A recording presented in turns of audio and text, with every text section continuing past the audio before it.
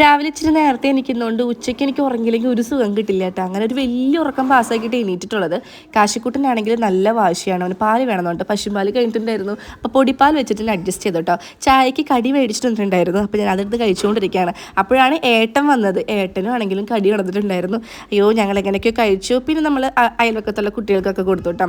പിന്നെ ഈ ഒരു സാധനം എനിക്ക് ഭയങ്കര അഡിക്റ്റഡാണ്. എനിക്കിപ്പോൾ ഇതില്ലാണ്ട് പറ്റത്തില്ല. വിളക്ക് വയ്ക്കുമ്പോൾ ഇത് ഞാൻ വലിച്ച് കയറ്റി ഇപ്പം നല്ല രീതിയിൽ ചുമയും ശ്വാസം മുട്ടാണ്. ഞാൻ പിന്നെ പുതിയൊരു ബെഡ്ഷീറ്റ് വിത്ത് കംഫർട്ടർ മേടിച്ചിട്ടുണ്ടായിരുന്നു. ഫസ്റ്റ് ടൈമാണ് ഇത് യൂസ് ചെയ്യുന്നത്. അന്ന് ഞാൻ മൂന്നാർ പറക്കാട്ട് പോയ സമയത്ത് ഭയങ്കര ആഗ്രഹമായിരുന്നു ഇതൊന്ന് മേടിക്കണമെന്ന്. കാരണം ഭയങ്കര സുഖമാണ് നമുക്ക് തണുപ്പുള്ള സമയത്തും എ സി ഒക്കെ യൂസ് ചെയ്യുന്ന ആൾക്കാരാണെങ്കിൽ പതച്ച് കിടക്കാൻ. പിന്നെ ഇത് ഏറ്റവും ഉപകാരമുള്ളൊരു സാധനമാണ്, ഡ്രൈ ഷീറ്റാണ്. ഇത് നമ്മുടെ ഡബിൾ സൈസ് ആണ് കേട്ടോ. ബെഡ്ഷീറ്റ് പോലെ നമുക്ക് ഉപയോഗിക്കാം, ലാസ്റ്റിക്കാണ്. അപ്പോൾ ഇത് ടെസ്റ്റ് ചെയ്യാമെന്ന് വിചാരിച്ചു. ഇത് എത്രത്തോളം വെള്ളം അബ്സോർബ് ചെയ്യുന്നുണ്ടെന്ന് അറിയണമല്ലോ. കുറച്ച് വെള്ളം വെച്ചപ്പോൾ ഇതിൻ്റെ പുറം ഭാഗത്തേക്ക് ഇങ്ങനെ വെള്ളം നല്ലോണം നിൽക്കുന്നുണ്ട്. പക്ഷേ അടിക്ക് ഒരു തരി പോലും വെള്ളമാവത്തില്ല. നമ്മുടെ ബെഡ് ഒട്ടും നാശമാവത്തില്ല കേട്ടോ. കുഞ്ഞുങ്ങളുള്ള അമ്മമാർക്ക് ഇത് ഭയങ്കര ഉപകാരമായിരിക്കും, വില കുറവാണ്. പിന്നെ പാറുവിൻ്റെ ബെഡിലും ഞാൻ ഈ ഒരു ഡ്രൈ ഷീറ്റാണ് യൂസ് ചെയ്യാറുള്ളത്.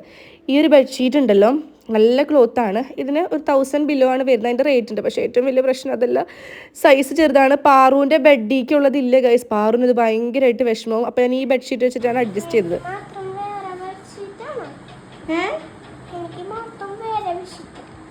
അല്ല, നമ്മളിപ്പോൾ ഇവിടെ അല്ലേ കിടക്കുക. അച്ഛനും അമ്മയും പാറുമോളും കാശിക്കുട്ടനും ഈ ബെഡിൽ, അച്ഛന് ആ ബെഡിൽ, അച്ഛനെ മാത്രം വേറെ നമുക്ക് ഒരേപോലത്തെ. ഞാൻ കിങ് സൈസ് ഓർഡർ ചെയ്യാറുള്ളൂ, പക്ഷെ ഇത് ഡബിൾ ആയി പോയിട്ടോ. പാറു തന്നെ പറഞ്ഞുകൊണ്ടിരിക്കുകയായിരുന്നു, കാരണം ഒരാൾക്ക് മാത്രം വേറെ വേണ്ട അമ്മ, എല്ലാവർക്കും ഒരേപോലെ പോരേന്ന് പറഞ്ഞ് ഇങ്ങനെ എണ്ണി പറക്കിക്കൊണ്ടിരിക്കുകയാണ്.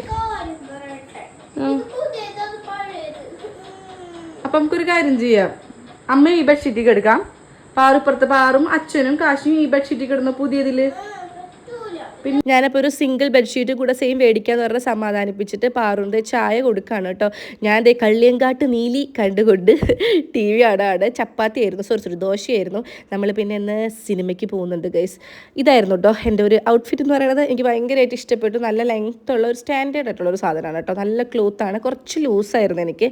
നമ്മൾ ഏത് സിനിമയ്ക്കാണ് പോണത്, ഹൊറർ ആയതുകൊണ്ട് തന്നെ പാറുമോൾ ഉറങ്ങിപ്പോയി. നമ്മൾ വിളിക്കാനും നിന്നില്ല കേട്ടോ, കാരണം പാറുവിനെ കൊണ്ടുപോകാനേ പറ്റുന്നൊരു സിനിമയല്ല. DS ഈറൈ കാണാനാണ് നമ്മൾ പോയത്.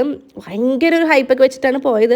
പക്ഷേ പേടിക്കാനുണ്ടായിരുന്നു. ഞങ്ങൾ കണ്ടിട്ടുണ്ടെങ്കിലല്ലേ, ഞാനും ഗീത്ത് ഫുള്ള് കണ്ണുമ്പൊത്തിയും ചെയ്യുമ്പോത്തിരിക്കുകയായിരുന്നു. അതുകൊണ്ട് കാണേണ്ട ഭാഗങ്ങളും ഒന്നും കണ്ടില്ല. എങ്ങനെയും ഒന്ന് വീട്ടിലെത്തിയിട്ട് ഈ ഒരു കംഫർട്ടറിൻ്റെ ഉള്ളിൽ കിടന്നാൽ മതി. ഇതിൻ്റെ പാറുവിൻ്റെ ഒരു ഇടച്ചിലുണ്ടായിരുന്നു കേട്ടോ. എൻ്റെ ബെഡിൽ ഇതുപോലത്തെ ബെഡ്ഷീറ്റിനില്ലെങ്കിൽ അത് പുതക്കില്ല എന്ന് അവിടെ അടഞ്ഞ് കിടക്കുകയാണ്. കാശിക്കൂടൻ അവൻ്റെ അച്ഛൻ്റെ അടുത്തും കിടക്കുന്നുണ്ട് ഗൈസ്. അപ്പോൾ എല്ലാത്തിൻ്റെ ലിങ്ക് റൈറ്റ് സൈഡിൽ ടാഗ് ചെയ്ത് കൊടുക്കാൻ നിങ്ങൾ വാങ്ങിച്ചോളൂ കേട്ടോ.